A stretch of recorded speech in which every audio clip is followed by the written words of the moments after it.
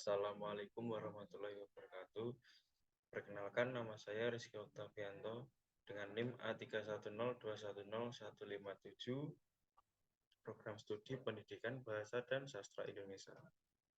Tujuan dibuatnya video ini adalah untuk memenuhi tugas UTS Inovasi Pendidikan yang diampu oleh Bapak Dr. Muhammad Rohmadi, M.Hum.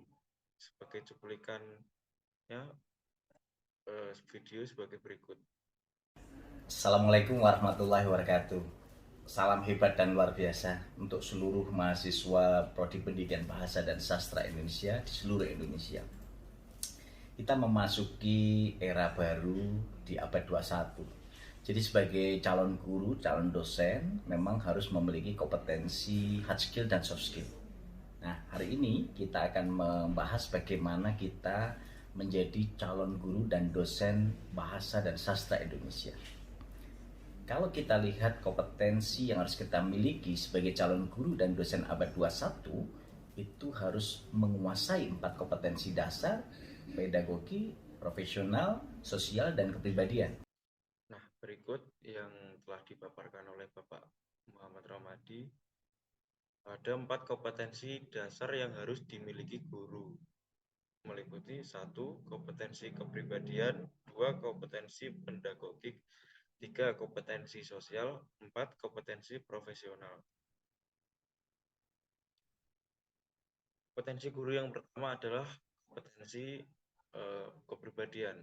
Kompetensi kepribadian adalah kemampuan personal yang dapat mencerminkan kepribadian seseorang yang dewasa, yang arif, berwibawa, memiliki akhlak mulia, dan serta dapat menjadi teladan yang baik bagi peserta didik. Kepribadian yang pertama adalah kepribadian yang stabil dan mantap. Seorang guru harus bertindak sesuai dengan norma-norma sosial yang berlaku di masyarakat, bangga menjadi seorang guru, serta konsisten dalam bertindak sesuai dengan norma yang berlaku. Kemudian ada kepribadian yang dewasa. Seorang guru harus menampilkan sifat mandiri dalam melakukan tindakan sebagai seorang pendidik dan memiliki etos kerja yang tinggi sebagai guru. Selanjutnya, kepribadian yang arif. Seorang pendidik harus menampilkan tindakan berdasarkan manfaat bagi peserta didik, sekolah, dan juga masyarakat, serta menunjukkan keterbukaan dalam berpikir dan melakukan tindakan. Kemudian, kepribadian yang berwibawa. Seorang guru harus mempunyai perilaku yang dapat memberikan pengaruh positif dan disegani oleh peserta didik. Dan yang terakhir ada memiliki akhlak mulia dan menjadi teladan. Seorang guru harus bertindak sesuai dengan norma yang berlaku, iman dan takwa, jujur, ikhlas, suka menolong, dan dapat diteladani oleh peserta didik. Kemudian ada kompetensi pedagogik. Kompetensi pedagogik yaitu kemampuan seorang guru dalam memahami peserta didik, perancangan dan pelaksanaan pembelajaran, pengembangan peserta didik, dan evaluasi hasil belajar peserta didik, dan mengaktualisasi diri potensi yang mereka miliki. Kompetensi pedagogik meliputi dapat memahami peserta didik dengan lebih mendalam. Dalam hal ini, seorang guru harus memahami peserta didik dengan cara memanfaatkan prinsip-prinsip kepribadian, perkembangan kognitif, dan mengidentifikasi bekal untuk mengajar peserta didik. Kemudian, melakukan rancangan pembelajaran.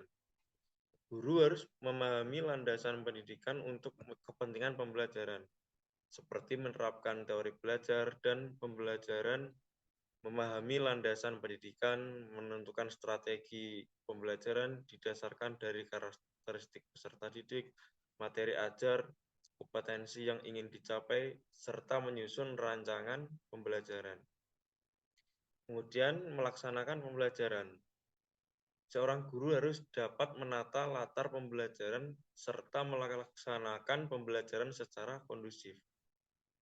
Kemudian merancang dan mengevaluasi pembelajaran. Guru harus mampu merancang dan mengevaluasi proses dan hasil belajar peserta didik secara berkesinambungan dengan menggunakan metode, melakukan analisis evaluasi proses dan hasil belajar agar dapat menentukan tingkat ketuntasan belajar peserta didik, serta memanfaatkan hasil penilaian untuk memperbaiki program pembelajaran. Selanjutnya yaitu mengembangkan peserta didik sebagai aktualisasi berbagai potensi peserta didik. Seorang guru mampu memberikan fasilitas untuk peserta didik agar dapat mengembangkan potensi akademik dan non-akademik yang mereka miliki.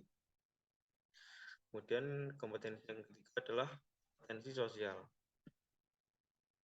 Kompetensi sosial yaitu kemampuan yang dimiliki oleh seorang guru untuk berkomunikasi dan bergaul dengan tenaga kependidikan, peserta didik, orang tua peserta didik, dan masyarakat di sekitar sekolah. Kompetensi sosial meliputi satu, memiliki sikap inklusif, bertindak objektif, dan tidak melakukan diskriminasi terhadap agama, jenis kelamin, kondisi fisik, ras, latar belakang, keluarga, dan status sosial. Selanjutnya, dapat berkomunikasi secara santun, empatik, efektif terhadap sesama guru, tenaga kependidikan, orang tua, serta masyarakat sekitar. Kemudian, dapat beradaptasi di tempat bertugas di berbagai wilayah di Indonesia yang beragam kebudayaannya. Dan yang terakhir, guru mampu melakukan komunikasi secara lisan dan tulisan. Kemudian kompetensi yang terakhir adalah kompetensi profesional.